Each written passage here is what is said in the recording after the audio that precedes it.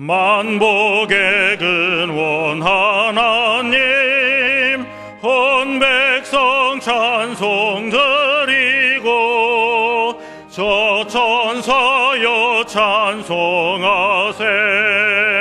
찬송 성부 성자 성령.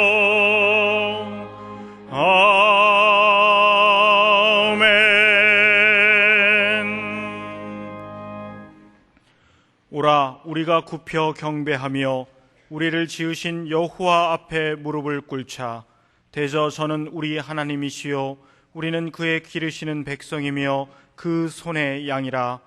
너희가 오늘날 그 음성 듣기를 원하노라.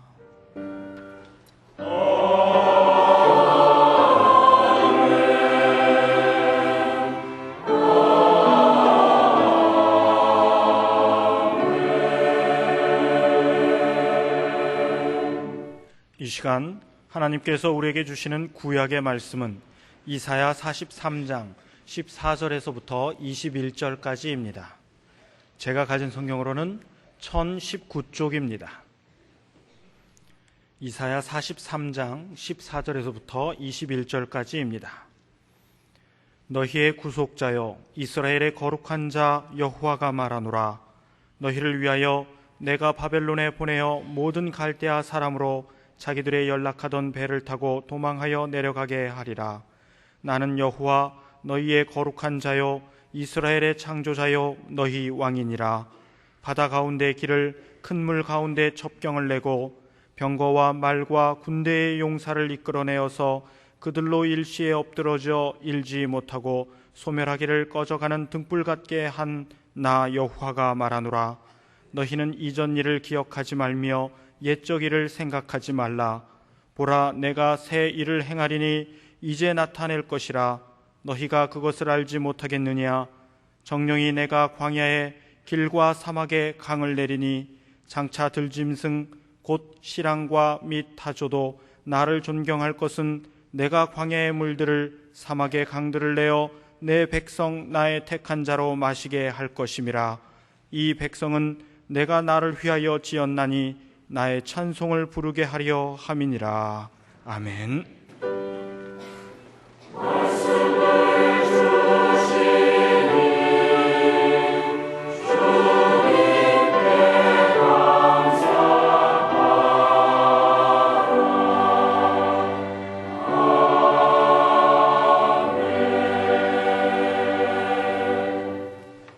하나님께서 우리에게 주시는 신약의 말씀은 고린도후서 5장 16절과 17절입니다. 제가 가진 성경으로는 291쪽입니다. 고린도후서 5장 16절과 17절입니다.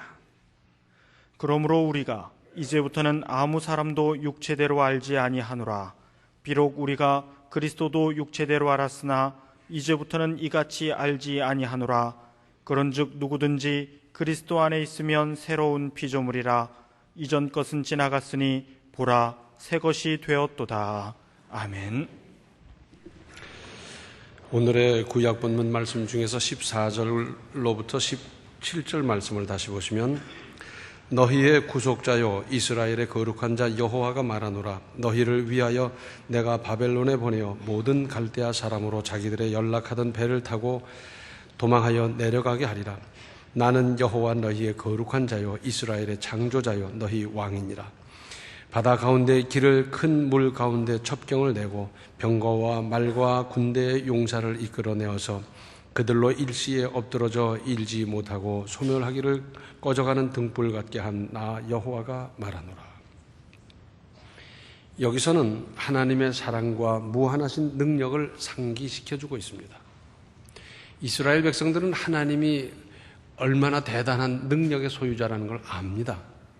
알긴 아는데 10%쯤 아는지 대충 아는지 확신하는지의 차이가 있어요. 그래서 이것을 다시 확신시켜 주시면서 그러면서 18절과 19절에 너희는 이전 일을 기억하지 말며 옛적 일을 생각하지 말라. 보라, 내가 새 일을 행하리니 이제 나타낼 것이라. 너희가 그것을 알지 못하겠느냐? 정령이 내가 광야의 길과 사막의 강을 내리니 했습니다. 옛날 일에 집착하거나 어떤 업적을 자랑하거나 할 것이 아니라 하나님께서 사랑하시는 자녀들을 들어 하나님께서 원하시는 새로운 일을 행하여 이루려 하시는데 19절 하반절로 20절에 정령이 내가 광야의 길과 사막의 강을 내리니 장차 들짐승 곧 실랑과 및 타조도 나를 존경할 것은 내가 광야의 물들을 사막의 강들을 내어 내 백성 나의 택한 자로 마시게 할 것임이라. 상식을 뛰어넘는 대단한 일을 우리 그리스도인들을 들어서 이루시겠다는 말씀입니다. 사막에 강을 낸다는 겁니다. 이스라엘 나라는 원래 건조한 나라인데 우기철에는 비가 조금 와요. 그때는 사막에 졸졸졸졸 물이 흘러가는 때가 있지만 금세 말라버리고 맙니다. 이런 강이 아니라 우리가 보는 풍요로운 강을 사막 가운데 내서 거기에 짐승이 살고 거기에 물고기가 살고 그 물을 가지고 농사를 짓고 그 엄청난 변화를 일으키시겠다 하는 겁니다. 여기서 우리가 특히 주목할 대목은 18절과 19절 상반절입니다. 너희는 이전 일을 기억하지 말며 옛적 일을 생각하지 말라. 보라, 내가 새 일을 행하리니 이제 나타낼 것이라. 과거에 붙잡혀 있어서는 미래를 열어갈 수가 없습니다. 그런 말이 있죠. 노인은 과거를 보고 청년은 미래를 본다. 그래서 노인은 늘 옛날 이야기를 하세요. 10년 전에 이랬고 어렸을 때 이랬고 6.25 때 이랬고 늘 옛날 얘기만 하시거든요. 그런데 청년은 늘 꿈이 있고 이런 논리에서 보면 늙어도 꿈이 있고 미래를 내다보며 사는 사람은 청년 인생이고 젊었어도 옛날 타령이나 하며 사는 사람은 노인과 무엇이 다르겠습니까? 또 오늘의 신약 본문 중에서 17절에 그런즉 누구든지 그리스도 안에 있으면 새로운 피조물이라 이전 것은 지나갔으니 보라 새 것이 되었도다. 그렇습니다. 예수 그리스도 안에 들어오면 이전의 모든 일들은 그냥 과거사일 뿐이고 이제 새로운 존재가 되었는데 시간이 지나면서 더욱 그 특색, 즉 그리스도인으로서의 새로운 모습이 드러나게 되고 그러한 내 모습을 여러분 좀 보십시오 하는 겁니다. 생각이 얼마나 달라졌고 마음이 어떻게 됐으며 구원의 은혜를 따라 감사하며 사는 내 인생, 예수 그리스도를 나날이 닮아가고 쫓아가는 하루하루를 자 여러분 보십시오 하는 겁니다. 또 여기에는 옛날에 허물로 발목 잡지 말라는 의미도 들어있습니다. 새 사람이 되었으니까 주변 여러 사람들도 그렇게 인정하고 대하고 해야 할 일입니다. 이것이 하나님의 뜻입니다. 그런데 만약에 그리스도 안에 이미 들어와 있으면서도 과거를 잊지 못해 연연한다든가 예수 그리스도를 닮아가는 모습으로 변화하고 있는 나를 보일 수 없다면 하나님의 뜻에 반대되는 일이고 이것 자체로서 하나님 앞에서 크나큰 잘못이 아닐 수 없습니다. 출애굽기 16장을 보면 이스라엘 백성들이 애굽의 노예에서 해방되어 홍해를 육지같이 건너고 하루하루를 만나와 메추라기를 양식으로 공급받는 기적 중에 기적을 피부로 생생하게 경험하고 있으면서도 끔찍스러웠던 노예 생활, 애굽을 회상하며 그리워하다가 진군에 실패하고 말았습니다. 고깃가마 옆에 있을 때가 좋았더라. 고기를 풍성하게 마음껏 먹는 것도 아니고 고깃가마 옆에서 불이나 떼고 냄새나 맡았던 게 뭐 그렇게 좋겠어요? 아마도 그 사람들은 이렇게 말했을 겁니다. 그때가 좋았다. 좋기는 뭐가 좋아요? 노예로 살았는데 자손 대대로 노예고 무슨 희망이 있습니까? 미래가 있습니까? 내가 지금 노력한다고 해서 다음이 보장되는 것도 아닌 기가 막힌 노예 생활을 했으면서도 그때가 좋았다. 고깃가마 곁에 애굽에 있다는 생각을 하다가 드디어 거기서 행군이 정지됐어요. 더 이상 갈 수가 없게 됐어요. 그리고 38년을 거기서 보내고 말았지 않습니까? 빌립보서 3장 13절과 14절을 보면 이런 말씀이 있습니다. 형제들아, 나는 아직 내가 잡은 줄로 여기지 아니하고 오직 한 일, 즉 뒤에 있는 것은 잊어버리고 앞에 있는 것을 잡으려고 푯대를 향하여 그리스도 예수 안에서 하나님이 위에서 부르신 부름의 상을 위하여 쫓아가노라. 무슨 말씀입니까? 유대인들이 그 전에 가졌던 유대적 전통 또는 그 전에 이룩한 어떠한 업적에도 연연하거나 자랑하지 말고 잊어버리라는 겁니다. 여기서 잊어버린다는 단어는 현재 분사형입니다. 즉 계속해서 잊어버리는 거예요. 한 번 잊어버리고 끝나는 게 아니라 무슨 일을 해놓고 또 잊어버리고 그 얘기입니다. 왜냐하면 과거에 이룩한 공로의식에 빠져 있다 보면 앞으로 나아가는데 지장이 되지 않겠습니까? 오히려 미래를, 즉 목표, 푯대를 향하여 매진, 몰두할 것을 명령하고 있습니다. 특별히 예수 그리스도께서 주실 상급을 바라보면서 사도 바울은 이렇게 예비된 상급을 자세히 살펴본 경험이 있습니다. 하늘나라에 가서 보았더니 말로는, 사람이 사용하는 말로, 글로는 표현할 수가 없다는 겁니다. 그 상급을 전부 다 봤던 사람. 자세히 살펴본 경험이 있기 때문에 미리 흐뭇하게 즐기면서 전진하는 겁니다. 고난이 와도, 힘들어도, 배가 고파도, 매를 맞아도 그 상급이 대단한데 이것쯤이야 이길 수 있다. 그 믿음으로 나아가는 거예요. 그 이유를 더 자세히 살펴보면 마가복음 11장 24절에 그러므로 내가 너희에게 말하노니 무엇이든지 기도하고 구하는 것은 받은 줄로 믿으라. 그리하면 너희에게 그대로 되리라. 의심하면서 기도하지 말고 믿고 기도하면 받은 줄로 여기고 그리고 실현된다는 거예요. 그래서 받은 상태를 내다보면서 지금 감사하고 흐뭇하고 즐기고 그렇게 살라는 거 아니겠어요? 이러한 약속과 보장이 있기 때문에 바울은 세상을 이겼습니다. 그런데 우리들은 어쩌면 그렇게도 과거에 연연하고 끊지 못하고 미래를 위해 기도하며 기대하기보다는 과거를 회상하고 자랑하고 그때가 좋았다 그러고 있지 않습니까? 그때가 좋은 거 하나도 없는데. 우리나라에서는 과거를 청산한다며 얼마나 부산을 떨었습니까? 다른 사람의 허물을 그것도 조상대까지 거슬러 올라가며 파내다 보니까 저희들에게는 구린내가 더 많이 튀어나오는 것 우리 다 알지 않습니까? 아무리 생각해봐도 특별히 신앙인의 자세에서 살펴본다면 사람은 살아가면서 잘한 일보다는 잘 못한 일이 더 많은 인생을 살아가는 것 같습니다. 그렇지 않습니까? 뭐 그렇게 잘한 일이 많고 많아서 쌓을 곳이 없는 사람이 흔한 일입니까? 마태복음 7장 1절과 2절에는 이런 말씀이 있습니다. 비판을 받지 아니하려거든 비판하지 말라.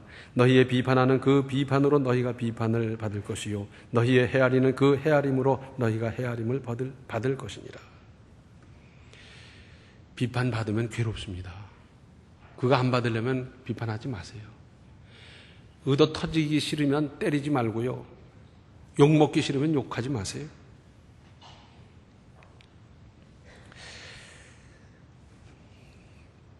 그런 말이 있더라고요. 대한민국에서는 대통령이 되려면 5살 때부터 따로 구별해서 길러야 한다.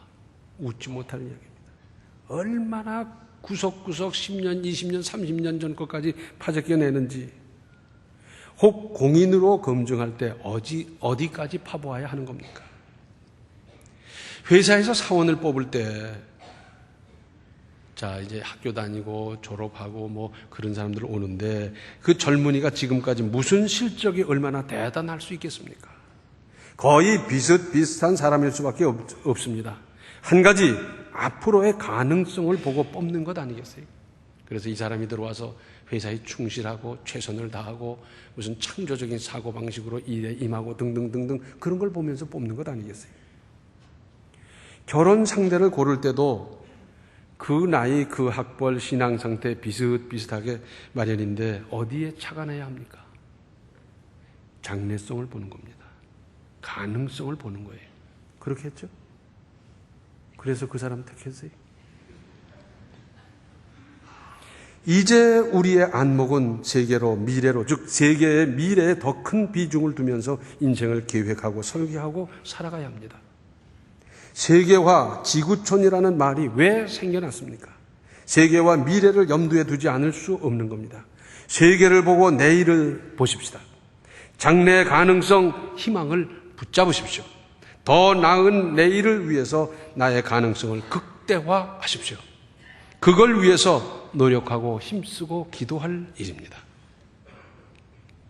저 아프리카 제일 남쪽에 있는 남아프리카 공화국, 이 나라는 악명 높은 흑백 분리, 백인 우월, 아파르트 헤이트라고 하는 그 정책으로 흑인을 아주 그냥 짐승 취급했더랬어요.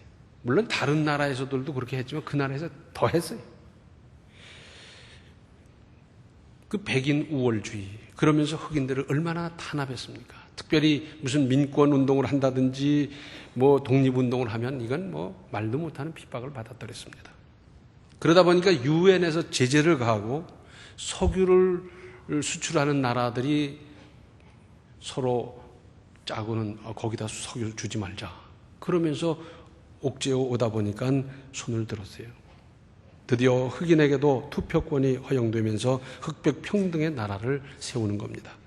그때 만델라라는 분이 있었습니다. 이분은 흑인 민권 또는 독립운동 이걸 하다가 붙잡혀 들어가서 고문 많이 당하고 고생했는데 그 중에 27년 동안 감옥살이를 했어요. 그 교도소에 있는 사람 얘기를 들어보니까 그러더라고요. 독방에 집어넣는 걸 갖다가 곱증역이라고 그런다 그래요.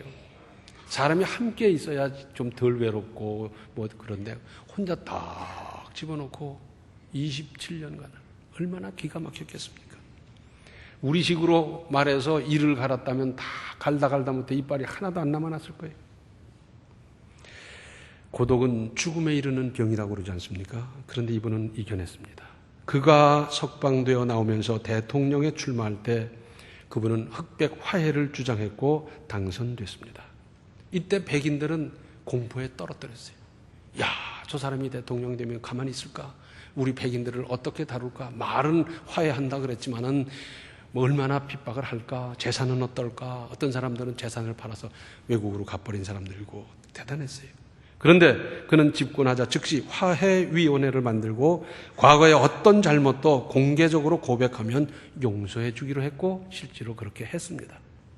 그래서 어떤 백인은 공개석상에 나와서 말하는 겁니다. 내가 아무도 모르는 일이죠. 그런데 내가 언제 어디서 어떤 흑인 2명을 총으로 쏴 죽였다. 용서받는 거예요. 그것으로. 드디어 백인과 흑인이 평화롭게 공존하는 나라를 이루었습니다.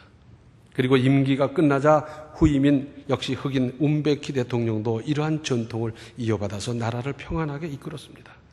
그래서 만델라에게 노벨 평화상이 수여됐고 그리고 지금도 그는 평화를 유지하고 있어요. 그런데 다른 아프리카 나라에서는 어떻게 했는가? 백인에게 핍박받고 착취당하고 다 같이 그랬잖아요.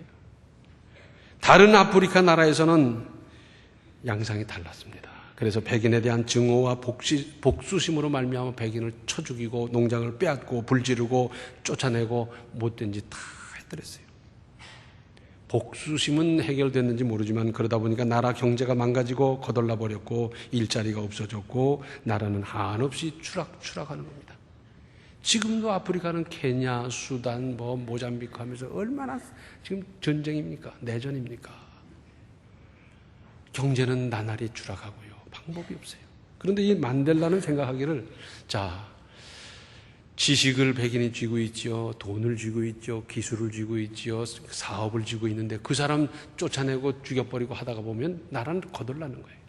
그래서 그렇게 하면 안 되겠다라고 생각하고 화해하면서 그분들이 계속 사업을 하게 하고 그분들이 거기서 위협받지 않게 하고 그러면서 나라 경제를, 나라 모양을 갖추어 나갔어요. 몽골이라는 나라는 소련의 위성국가였습니다. 그래서 몽골로부터 위성국가니까 무슨 말할 것도 없지요. 몽골 수도 울란바토르에 가면은 소련 대사관이 차지한 자리가 한 블럭입니다. 어마어마해요.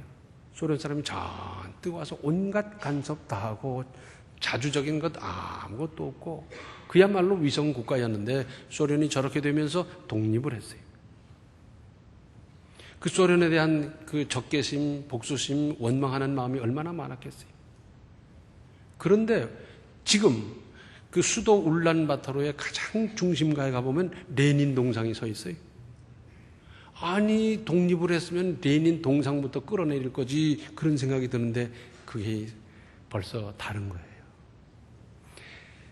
소련에서는 모스크바 광장에 있던 레닌 동상을 딴 데로 옮겼지만 울란바토르에 있는 이 레닌 동상 그냥 두는 거예요.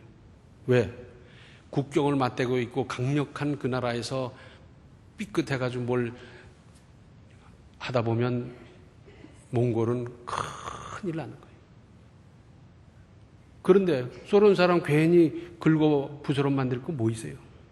레닌 동상이 거기 있다고 해서 공산주의 통치를 하는 것도 아니고 그를 존경하는 것도 아니고 그건 끝난 시대의 유물이고 박물관이나 다름없는 걸 갖다가 끌어내가지고 소련 사람 속을 부글 끓게 할 필요가 없거든. 내버려 두는 거예요. 내버려 둬요. 몽골은 우리가 볼 때 우리보다 훨씬 뒤진 나라고 인구도 뭐 등등 여러 가지 후진되어 있지만 그 사람들의 생각이 우리보다 훨씬 낫습니다. 중국은 1966년부터 1976년까지 11년간 문화 대혁명이라고 그러면서 대학 교수, 지식인, 지성인 이 사람들 다 몰아내고 재산을 압수하고 죽여버리고 두들겨 패고 그리고는 저 하방이라고 그래서 저 지방으로 다 쫓아내버렸어요. 그래서 대학 교수 하던 사람이 저 시골 가서 저 화장실 퍼내는 일하고 별별 일을 다 했어요. 말도 안 되는 겁니다. 온갖 학대를 다 당하면서 그 사람들이 그 곤욕을 치르기를 10년 넘도록 나라는 모든 면에서 후퇴했고 국력도 떨어졌고 나라꼴은 말이 아니었습니다. 그렇게 11년 모택동이 한 일 아닙니까? 그러다가 등소평이 집권하면서 나라를 개방하고 외국 투자를 끌어들이고 자본주의 방식을 조금씩 받아들이면서 점점 발전했는데 지금의 중국은 하루가 다르게 얼마나 발전하고 있는지 대단합니다. 금년 8월에 있을 올림픽 그 후에 중국은 어떻게 더 커지면서 무슨 힘을 얼마나 발휘할지 잘못 경계해야 할 형편에 이르렀습니다. 우리나라 경제가 이제 먹히게 생겼어요. 그런데 여전히 모택동의 초상화는 천안문에 걸려 있고 중국 돈에도 그대로 모택동 초상화는 쓰고 있어요.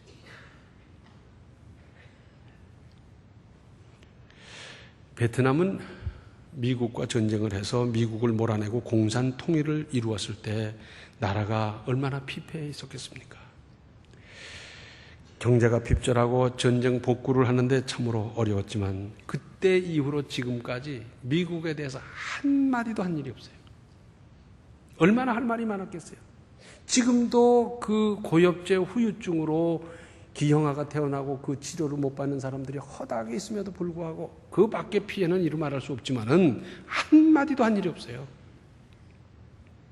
너희가 이럴 수가 있느냐 뭐 별별 짓을 한마디도 한 일이 없어요. 그리고 이 베트남이 개방하면서 미국과 수교를 하고 그리고 베트남 이제 최고 지도자가 미국을 방문했을 때 그때도 아무 말도 안 했어요. 오히려 미국 대통령, 미국 정부에서 옛날에 우리 사이에는 불편한 시대가 있었다.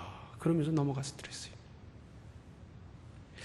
우리나라도 이제 단교가 됐다가 다시 이제 외교 교섭을 하면서 이제 수교 교섭을 할 적에 그 교섭을 맡았던 실무국장이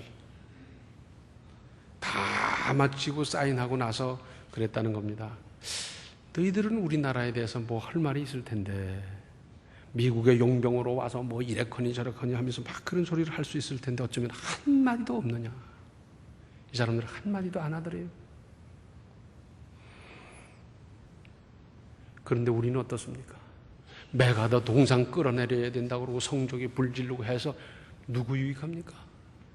그래서 그것이 우리 경제에 보이지 않는 압박이 될 수 있고 국교에 아주 불편한 일이 생겨나고요. 메가더 동상 끌어내리겠다 그러니까 미국 국회의원이 공식으로 편지를 했지 않습니까? 그러면 우리에게 다오. 그러면 그 고향에다 갖다 놓든지 아니면 우리 동네 갖다 놓든지 갖다 놓을 테니까 그 동상 파괴하지 말고 돌려다오. 그랬더랬어요. 누가 지혜로운 겁니까? 누가 생각이 있는 겁니까?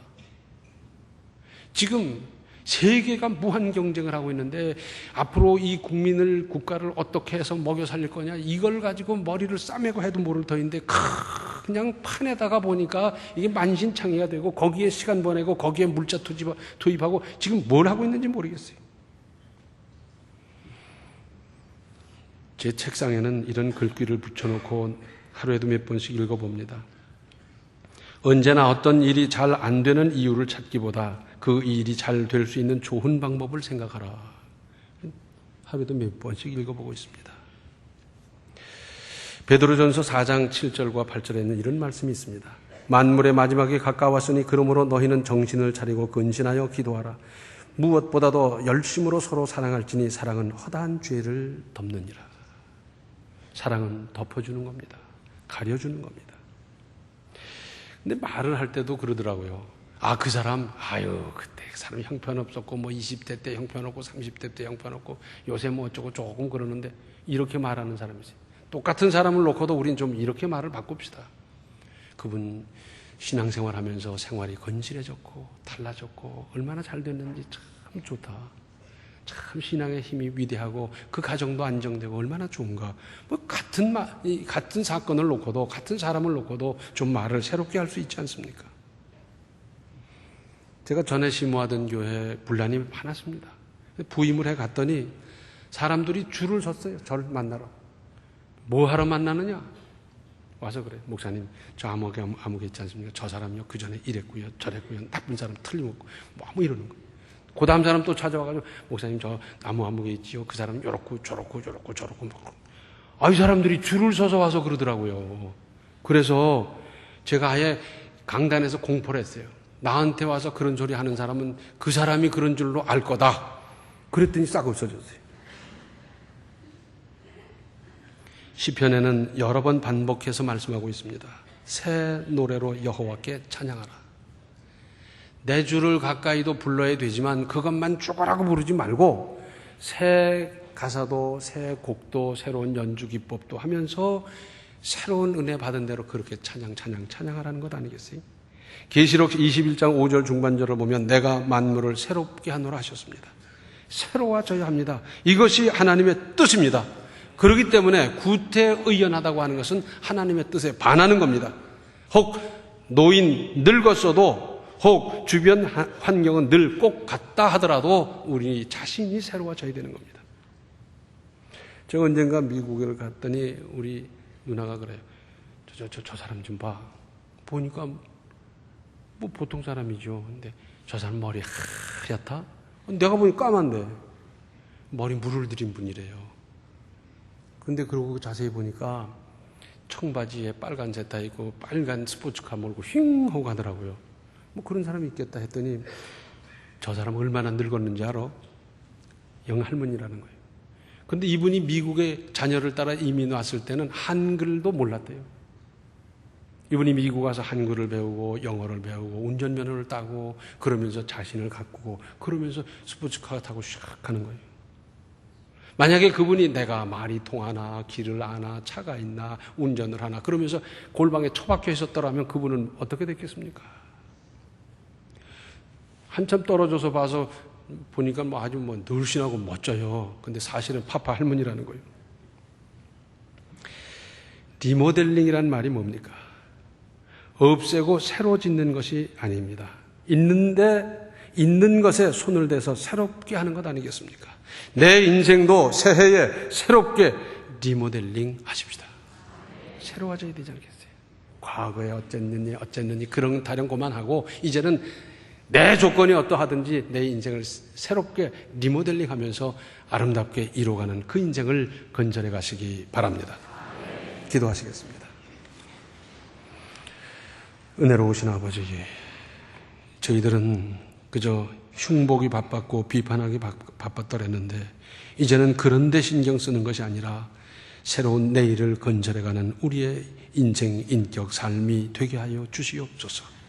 그래서 과거의 자랑, 과거의 무슨 회고에 젖는 것이 아니고 앞을 내다보면서 기대하며 기도하며 아름다운 인생을 새롭게 건설해가는 우리 모든 성도들, 우리 교회가 되게 하여 주시옵소서. 예수님의 이름 받들어 간절히 기도하옵나이다. 아멘. 과거를 거울 삼아 오늘과 미래를 믿음으로 잘 만들어 가십시오. 지금은 생명의 주 예수 그리스도의 은혜와 하나님 우리 아버지의 극진하신 사랑과 성령의 감화, 감동, 충만, 교통하심이 과거의 얽매이기보다는 미래를 아름답게 건설해 가기로 작정하는 모든 성도들 머리 위에 이제로부터 영원토록 함께 계시기를 간절히 축원하옵나이다. 아멘.